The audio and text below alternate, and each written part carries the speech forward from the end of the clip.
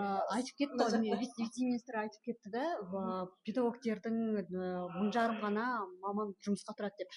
Мен осы бір апта бұрын бұл тақырыпты қозғаған болатын. Бұл жерде айтқан мәселе жалақы төмен. Мысалы бір бала, бір ассистент, мысалы тьютор дейміз ғой, тьютор айналысады 2 баламен, иә, таңертең біреумен, кешкісін түстен кейін біреумен мектептерде. Олардың алатын жалақысы қолына 120 мың теңге. Ойлаңызшы, 120 мың теңге Астанада бұл мүлде өмір сүрмейтін жалақы ғой, қарап тұрсаңыз. Оны көтеру бойынша қандай бір ұсыныстар бола ма? Әрине бұл ең басты сұрақ десем де болады, себебі жаңа біздің бүгінгі дөңгелек үстеліміздің тақырыбы осы мамандар даярлау. Яғни инклюзиядағы басты сұрақ бұл маман. Иә? Маман болмаса сапалы қызмет көрсетілмейді, балалармен ешкім жұмыс істей алмайды. Сондықтан бұл сұрақ өте маңызды. Мамандар қаншалықты сапалы дайындық алады?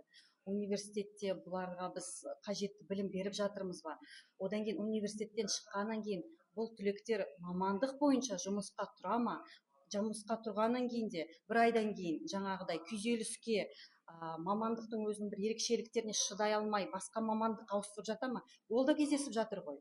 Сол үшін біз жаңа вице-министрдің баяндамасында арнайы осы цифрлар көрсеткіштерді тыңдадық, назар аудардық. Трудоустройство бойынша деректерде келтірілді. Иә, шын мәнісінде дефицит бар. Өйткені мамандардың жалақысы төмен, жалпы олар супервизиясы жоқ, оларға арнайы бір кеңес алатын, консультация, қолдау, көмек алатын мамандардың жалпы методиканы іздеген кезде, кеңес іздеген кезде жүгінетін орталық жоқ әлі де. Біз көбінесе бала туралы айтамыз, маман туралы ұмытып кетеміз, иә. Мамандардың жағдайын жасау, ол әрине біз назарымызда бар.